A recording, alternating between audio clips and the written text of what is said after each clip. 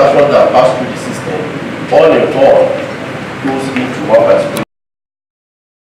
Separation of the VAT might be a bit difficult for now, but Remita can work around it if they can provide a standalone system that will do that. So it means that the bank internally too will form a kind of integration in such a way that at the end of the day, whatever that goes through the pipe, which is TSA, so the bank will configure its own internal process in such a way that same way, the TSA, the amount that is speaking to the VAT will be strictly in a particular account. Thank you. Honorable colleagues. Okay, Barrister.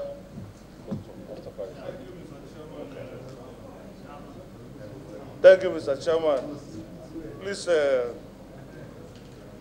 my question is very simple and direct.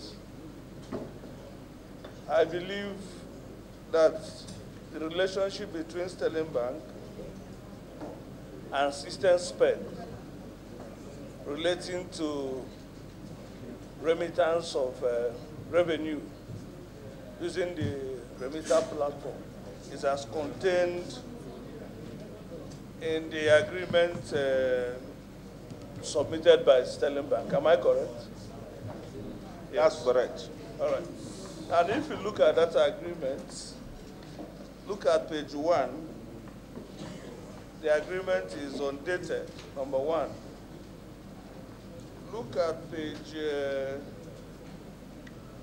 18.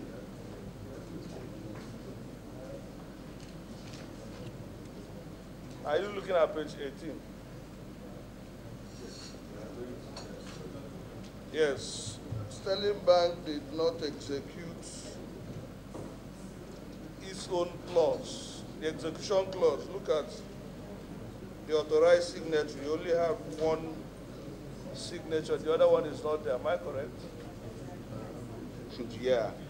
Yes. This is legal head of contract, legal department. Yes, Head of that's our head of contracts in the legal that's what I'm department. asking you now. ED, Yes, sir. as a very senior person in the banking industry, do you see this document as binding, as constituting a legal binding document? Well, I think both parties have executed, even though the second party was partially executed. But the head of contracts of the bank, who is duly authorized to accept contracts on behalf of the bank, has executed the document. No. Let me tell you, some of us here are we were legal practitioners before we found ourselves to this place. In law, for a document to be validly signed by a company, it's either the two directors of the company signs or a director and secretary. That's why in registration of company, you can't have you can't have less than 2 directors because of execution. And in law too, an unsigned an undated document is worthless. If I ask you now, when did this marriage between Remita and system specs, between Sterling Bank and system, you will allege it was in 2021, from what I'm saying in the document. But it's not showing which day in 2021. So let us be careful, especially when you're handling a very important issue like the revenue of federal government.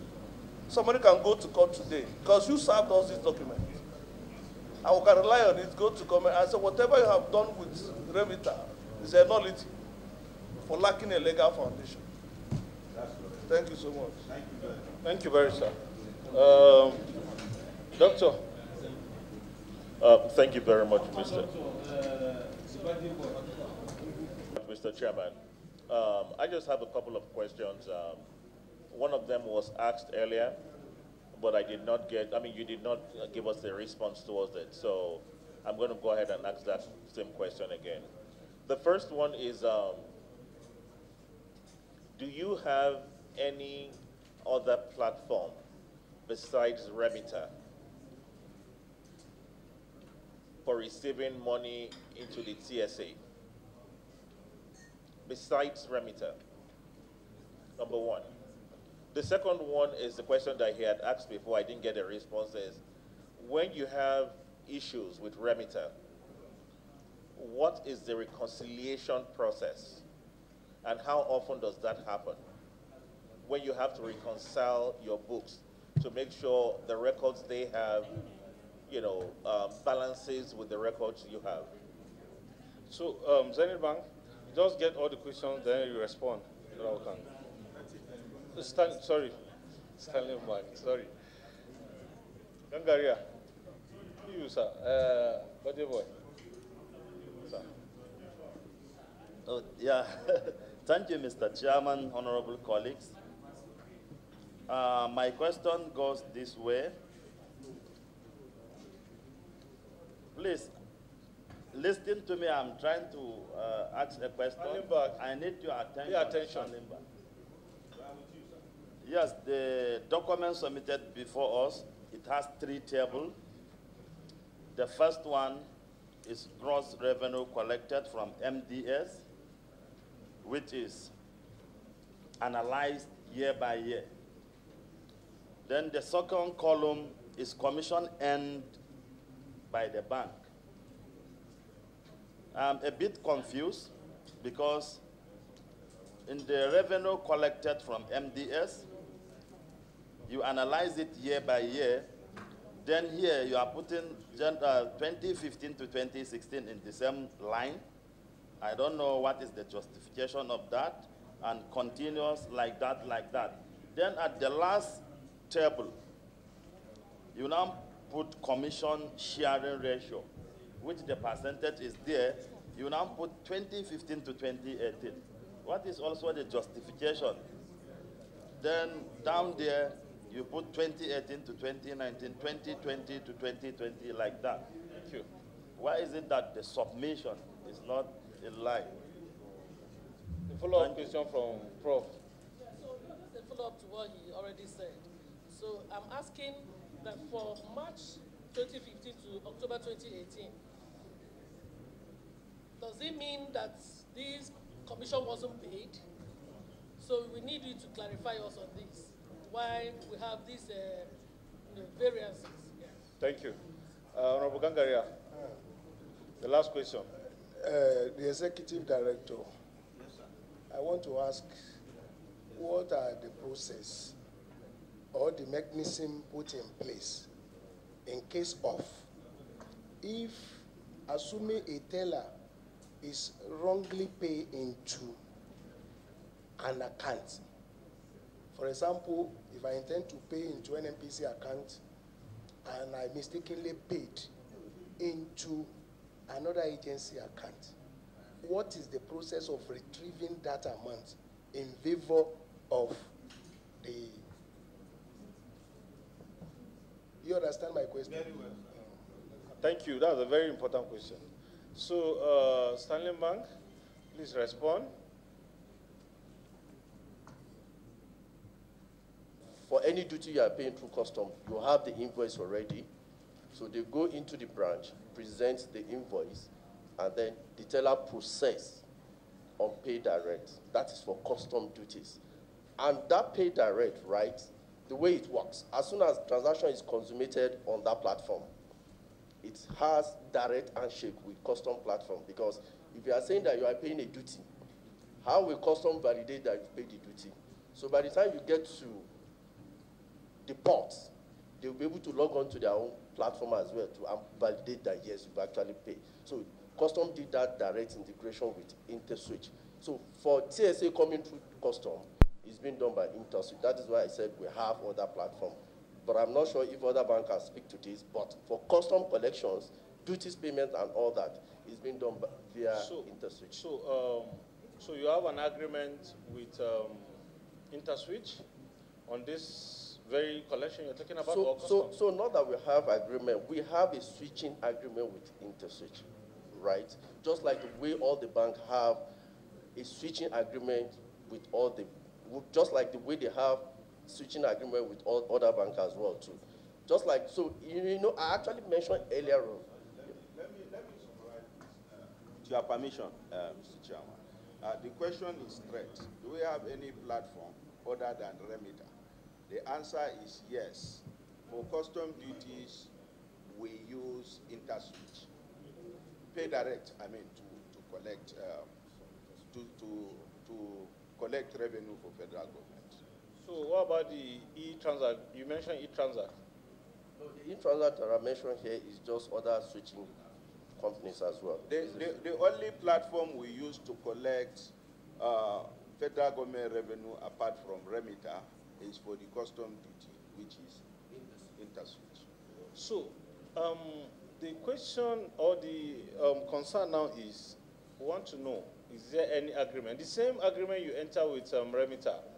We want to know if there is an agreement for you to collect such monies for or duties for custom service. Okay, when banks are working with switching companies, the agreement the bank has with the switching company is not restricted to only one type of collection. It's a general agreement that allows for collection for many platforms. It could be private, it could be schools, it could be even secondary schools, it could be anything. So there is a general agreement that we go, the bank goes with the switching company for collection agreement. It's general, universal. So if it is a government collection, it speaks to that. If it is a private collection, it speaks to that. The agreement speaks to how much are you going to pay me for offering such services to you. We negotiate and we agreed, and we sign just like the way we see that. And then So for the direct, the pay direct, sorry, the pay direct, the custom arrangement. yes. So how do you share? How is the share? How do you get your own benefit from that? And we will have to speak. We will have to get the agreement. It contains all the details. We don't have it. And that is why we say you should provide this committee with the agreement. We want to see the agreement. No, but Honorable, this committee is requested Remita only, sir. No. Yes, Remita is mentioned, but we are talking about revenue leakages of the government, federal government of Nigeria, irrespective. Yes, sir. Through Remita platform. Irrespective, Oga. MED, irrespective. Yes, we are just listening to that, sir. Please, we need it. Before now, we didn't know that you have an arrangement that you're collecting revenues on behalf of government with customs. In the course of your presentation, you mentioned it, and we say, give us this agreement, we want to see it. Do you understand? It's a simple Fully issue. noted. So, I want to know also from you, you're using direct, that's e-transact, sorry, direct, pay direct. Pay direct from And interswitch. you're using Remita. In your opinion, which is more efficient and effective in the course of your operations? That's very difficult to answer. It's sir. not difficult because, sir, you agree with me that the whole idea behind this engagement is to block leakages. We are here complaining that the government, we are talking about shortage of revenues and leakages of revenues, and want to know if the direct arrangement is better or any other platform that you use is better than the Remita. Let's know, let the public know, please. Speak. Well, the fact remains, Honorable, as all these platforms differ, just like the way you have banks. These are digital platforms that provide services. And to be sincere and honest, both platforms we use are effective in their own right. You know, the Remita has been effective. The downtime, I can't say it's all the time, or whenever there is a downtime, transaction will not flow until the platform is up. So it's difficult to compare. You know, the volume of transactions you do on Remita will be different from the volume of transactions you do on custom duties. It's very obvious. So the question is difficult to answer. For me to say pay direct is more effective than Remita, I don't think I'm doing any justice to any of them because I've never done such assessments, to be honest. Just a follow-up to that question, that point you just made. Did you comply with the government directive on having payments made to the TSA as at the time the government gave the directive. Did your bank comply with that directive? Absolutely. At the time it was given? Absolutely. What? Absolutely. Your remit to ask you is that did you comply and all funds from government MDAs were mopped up into the TSA when the TSA was brought about in 2015? We are talking of 2015. Were all your funds that were MDA funds all mopped up and put in the TSA account? Yeah, the bank fully complied with the directive. And you know, it didn't happen in one day. It How long happened did it over take you? a period of How time. long did it take you? It's difficult to ascertain Okay, the now we number want of to have days, the details but we of- have complied 100%. We want to have the details of your compliance and when all the funds were moved, the last bit of the funds. You should have it. Can you furnish us? We will take note and get back to you on that. Sterling Bank, response to other issues raised by my colleagues. Translation with Remita. Before I allow the technical person to speak to this, the process of processing transactions on TSS using the RRR is very simple. The originator of the transaction will have to generate the transaction details. It's based on that RRR number that the transaction is consummated. So it is very difficult to commit any error there because the code speaks to each other. If there is an error in the code, the transaction will not fly. Maybe you will validate what I just said. In the course of your response, please, can you summarize? Okay, I'll just summarize. So Because your... exactly, I'll not be detailed. So exactly, so whatever that has been generated through the RRR, simply, that is exactly what will be processed. So there's no issue of any wrong payment and the likes. So let me quickly speak to the... So the direct answer to your question as you validated is there is no room for error because whatever that is generated is what will be processed. If there is any variance there, the transaction will not fly. So that's the direct answer for reconciliation. So there is no room for that, actually. For the next question is about the gross revenue collected as asked by the Honorable. I think he has stepped out. Should I answer or wait for him? Okay, maybe we should just go straight to the point. The gross revenue collected is the total summation of amounts that are being paid to TSA account. That's the gross. That's inclusive of the fees that is coming to the CBN, system specs, the banks, and what have you, as enumerated in the sharing formula of that 150 naira. Now, the net that comes as a fee is 33% of that 150 naira that comes to the bank, plus the VAT for that portion of the revenue, the fees that come to the bank. And it's the responsibility of the bank to remit its own portion of the VAT on the 33% that comes to it.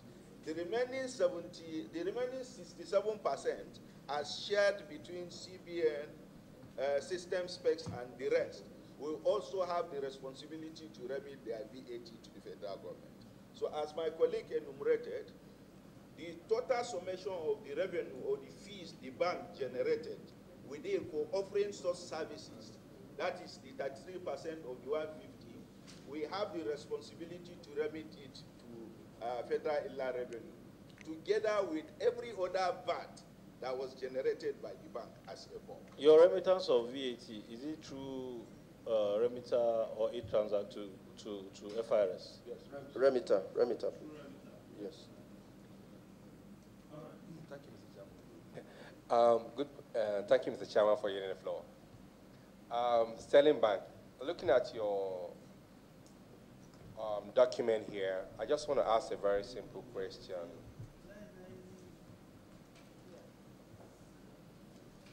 Do you pay the VAT you collect on this remitter back to the government? Yes, in the affirmative. please, can you make available specifically this payment from FIRS back to us so we can reconcile with what we have with FIRS? Thank you very much. The monthly schedule, very important, of the Remita. Very, very important. Thank you very much. Okay, this is duly noted. But let me say this, Honorable Member. Allow me to say this. The remittance of VAT is universal. What I mean by universal is there are so many other headings that VATs are being paid. Transactions in the bank, fund transfers, every kind of revenue that the bank generates. Yes, everything is lumped together. So actually, they actually explained that it's an issue. It's an issue we're going to raise with Remita. We discussed that actually, sir. So we're going to raise that issue with the Remita because we need to, at a glance, get a report of VAT remitted to FIRS in line or for transactions that has to do with TSA. TSA, absolutely. So we've taken note of that already. Thank you. Again, my name is Dr. Adebayo Adepoju, representing the good people of Ibarapa Central and Ibarapa North Federal Constituency of the Peseta State. Mr. Chairman, I am from Oyo State. And I rise this afternoon to call for an adjournment of this sitting till 2:30, since we are done with Sterling Bank. I so move, Mr. Chair. Any seconder? Afternoon, Chair. My name is Honorable Esosa Yahweh. I represent Oredo Federal Constituency in Edo State. I second the motion lately moved by my colleagues. Thank you. Those in favor of the motion, say aye. Aye. Those against, say nay. The ayes have it. Prof.